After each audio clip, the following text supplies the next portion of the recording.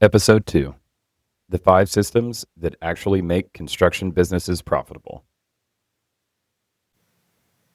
In the early years of our company, things looked good from the outside. Revenue was growing, we were hiring people, we were moving into bigger offices, the phone was ringing. If you looked at the top line numbers, it looked like success. But internally, it didn't always feel that way. Every year felt like a scramble. Cash was tight, decisions were reactive, and no matter how much work we did, the stability we were always chasing just felt out of reach. We weren't failing, but we also weren't building something that felt durable. And that's a strange place to be as a business owner, because from the outside, everyone assumes you're doing great. But inside, you know how fragile everything really is. In the last episode, I talked about how most builders stay small because they scale effort instead of structure. Today, I want to talk about the 5 systems that actually change that for us. Not overnight, not perfectly, but slowly, over time. These 5 areas are what turned our company from a busy operation into a real business. When people hear the word systems, they often think about software, automation, or corporate bureaucracy. But in a small construction business, a system is much simpler than that. A system is just a repeatable way of making decisions. It's the difference between guessing your prices every time and using a consistent estimating method, between hoping you have enough cash and actually knowing where you stand, between every job running differently and having a predictable process. Systems don't remove hard work. They just make hard work produce consistent results. For us, 5 areas mattered more than anything else. And while the first 3 protected our margins, the last 2 protected our time and stability. The first system we built was financial visibility. And this one was painful because for years, we were doing what most builders do. We looked at the bank account, and if there was enough money in it, we assumed things were fine. If there was a big enough balance, we felt good. If it got low, we felt nervous. But that's not really financial management. That's just emotional reaction to a number on a screen. There was one year in particular where the numbers forced us to face reality. We had our biggest revenue year since we opened the company. More jobs than ever. More crews. More activity everywhere. On paper, it looked like a huge success. But when we got to the end of the year and looked at the actual profit, we had made less money than the year before. And that's a strange feeling. You look at that big revenue number and think, how is this possible? We were busier than we've ever been. What we eventually realized was this: the growth had created a massive cash demand. We were running into more jobs at once, which meant more materials, more labor, more vendor payments, more money going out every single month. To keep up, we had taken on loans to float the work. And by the end of the year, the interest and fees from those loans had eaten up most of our profits. We had grown the company and made less money. That moment solidified one key realization: revenue is not the same as profit, and profit is not the same as cash.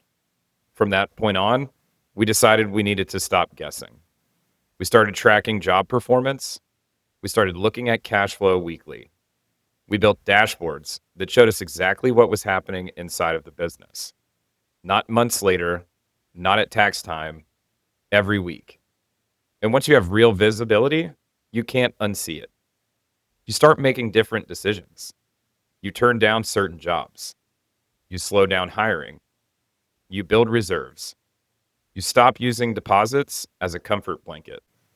Because financial visibility isn't about becoming a CPA. It's about knowing, in plain language, 3 things every single week. 1, are we making money on the work that we're doing? 2, are we collecting cash fast enough to fund the work that we've sold? 3, is our overhead level aligned with the work that we have booked?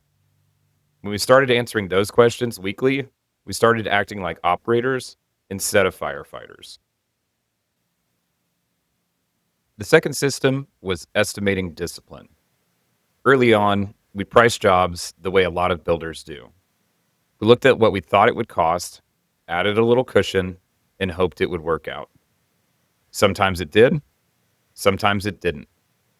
One of the hardest lessons we learned came early on in a new home project. We priced an HVAC system without really digging into the exact specifications that the client wanted.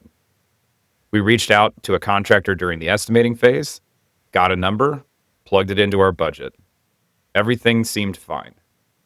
But by the time we were ready to install that system, the original HVAC contractor had stepped away from his business because of family issues. So we had to call in a different company. My estimator spoke with them, explained the situation, and came back saying that they could match the original price. So we moved forward. The system got installed. The work was completed, and the house looked great. And then the bill came in. It was more than double what we had put in the original estimate. About $15,000 over what we expected, to be exact. We thought it had to be a mistake, but it wasn't. The installation was already done, and we had a fixed price contract with that client. They were getting exactly what we had promised from them. So there was no change order to write, no one to pass the costs along to. That $15,000 mistake came straight out of our margin. That single line item wiped out the profit on that entire job. And the lesson wasn't just about estimating. It was about communication, documentation, and purchase orders. From that point forward, we stopped relying on verbal confirmations and should be fine pricing. We started issuing purchase orders tied directly to our estimates so that everyone was locked into the same numbers. What makes the story even more ironic is that when we submitted that house for a local awards program, it won. So now there's an award sitting in our office that constantly reminds me of the spectacular work that we did for free. That's what estimating discipline is really about. It's not just winning work. It protects the business from small mistakes that turn into huge consequences. If you're a growing builder, your estimate needs two things before you sign the contract: a scope that's specific enough to price, and numbers that are confirmed enough to trust. If your estimate is built on assumptions and handshakes, you're building your profit on sand. The third system was contract structure. When we first started, we used fixed price contracts. That meant all of the risk was on us. And yes, we lost money on some jobs. But it also meant that we avoided a lot of reputational damage that comes from poorly managed cost-plus contracts. Most builders who use cost-plus have great intentions. They believe that if the client sees the real invoices, they'll understand why the project costs what it costs. But the reality is, most homeowners don't understand cost-plus. They see higher fixed-price numbers and assume that cost-plus number will always be cheaper. What they're really trading is certainty for hope. And when the project ends up costing more than expected, which it often does, they feel like something went wrong. Sometimes they feel like they've been taken advantage of, even when everything was done honestly. Early on, we absorbed some of those bumps ourselves. And what that did was build trust. It built referrals. It built reputation. Over time, as we got more experienced, we moved between fixed price and cost plus, depending on the type of work. Today, we offer both. But the difference now is clarity. We're very clear with clients about what each contract means, what expectations it creates, and what kind of risk each structure carries. And I want to be clear. A business can absolutely be run on cost-plus contracts. We've done it. We still do it. The key is that cost-plus requires stronger communication, stronger documentation, and stronger change order management than most builders realize. Because cost-plus doesn't remove the need for clarity, it increases it. Your contract isn't just a form. It's a business strategy. It decides who carries risk, how decisions get made, and how conflict gets handled when reality shows up. One more thing on contracts: scope clarity and change orders. A lot of conflict in construction isn't because someone is being unethical. It's because two people who signed the same contract imagine two very different projects. So whether you're fixed price or cost plus, you need a disciplined way of defining scope and managing changes. Even on cost plus, change orders matter. If someone tells you you don't need change orders on cost plus, you'll find that person in a courtroom soon enough. Change orders aren't just about money. They're about alignment. What changed, why it changed, how it affects the schedule, and who approved it. When we get serious about scope clarity, line by line, allowance by allowance, exclusion by exclusion, we reduce conflict dramatically. Not because surprises stop happening, but because we have a shared language for handling them. Write contracts that assume reality will change. Then build a simple, repeatable change order process that protects the relationship as much as it protects the margin. The fourth system is clearly defined operational roles. In the beginning, everything ran through us. We sold the jobs, we designed them, we managed the crews, we answered the phones, we handled the finances. And that works when you're small. But as soon as you start growing, it becomes a bottleneck. You become the estimator, the project manager, the accountant, the salesperson, and the problem solver for every job.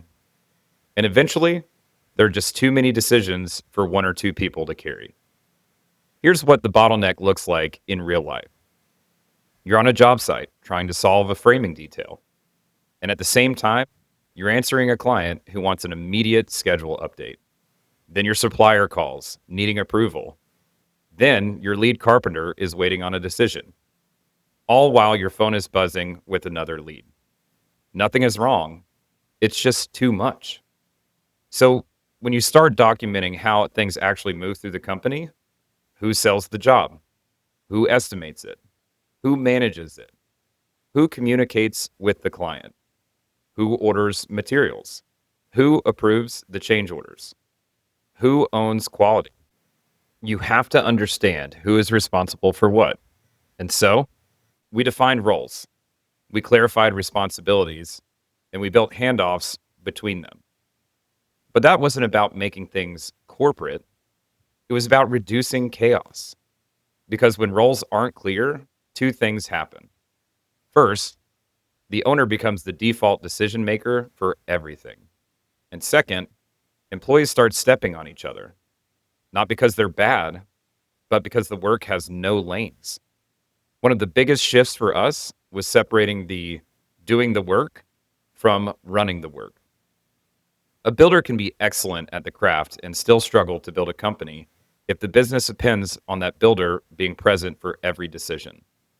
When we created clearer roles, we also created clear meeting rhythm, weekly internal planning, weekly client updates, and consistent job check-ins.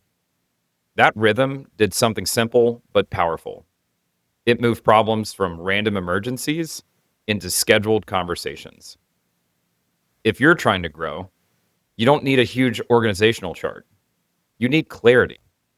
Start by writing down who owns client communication, schedule, budget, and quality. If one person owns all four, that's your next bottleneck. Next, find ways to make standard work. Builders hate that phrase because it sounds like you're trying to turn craftsmanship into a factory. But standard isn't about the craft.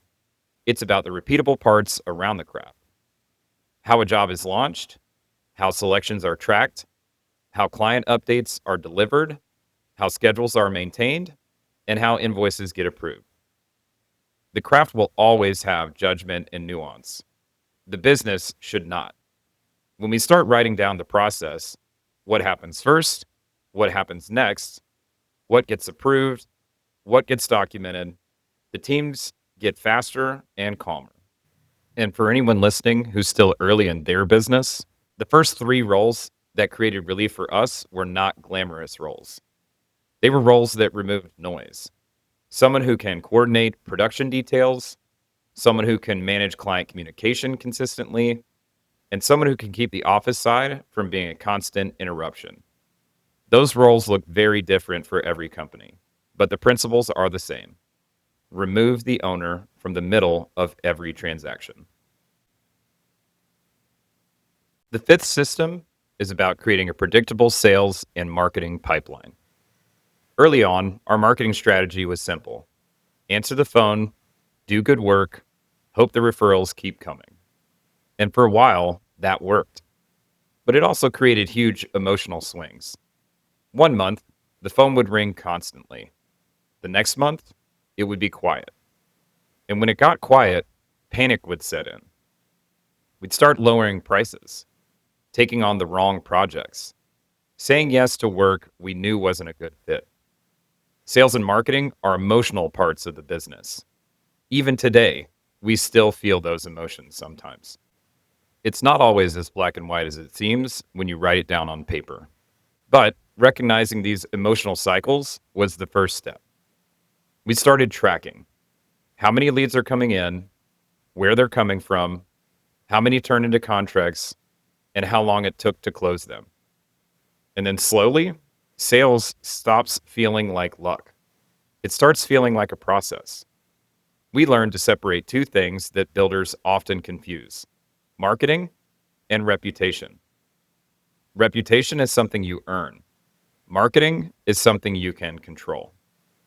Early on, we told ourselves we didn't need marketing because we had referrals. But referrals alone don't create stability.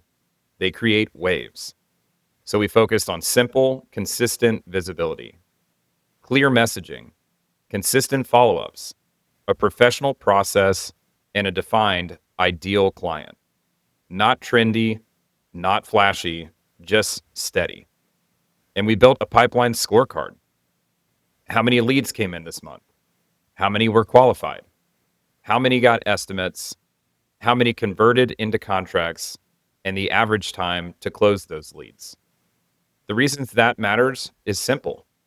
You can't improve what you don't measure, and you can't delegate what isn't defined. You don't need to become an influencer. You just need to know where your next 10 good leads are coming from and how you'll convert the right ones. Track it weekly, improve it monthly, and repeat. Quick recap before we close. The first three systems protect your margins: financial visibility, estimating discipline, and contract structure. The last two protect your time and stability: operations with clear roles and a predictable sales and marketing pipeline. If you're listening and thinking, that feels like a lot, that's normal. You don't build these in a weekend. You build them one decision at a time. But if you only start with one thing, start with visibility. Because once you can see the business clearly, you'll know which systems to build next. And just to set expectations, none of these systems are fancy. They're mostly checklists, conversations, and habits. But when you stack simple habits for long enough, the business starts to feel calmer, and the numbers start to reflect it. Most builders don't struggle because they're lazy. They struggle because their business is built on effort instead of structure. And effort has limits. The builders who last aren't the ones who work the hardest. They're the ones who build businesses that can survive them. Businesses that can run with a team. Businesses that can grow into new markets. Businesses that outlive the original owner. That's the kind of business we're trying to build. And in the next episode, we're going to talk about one of the biggest traps builders fall into as they grow: knowing the difference between profit and cash, and why scaling your business is often the riskiest thing you can do.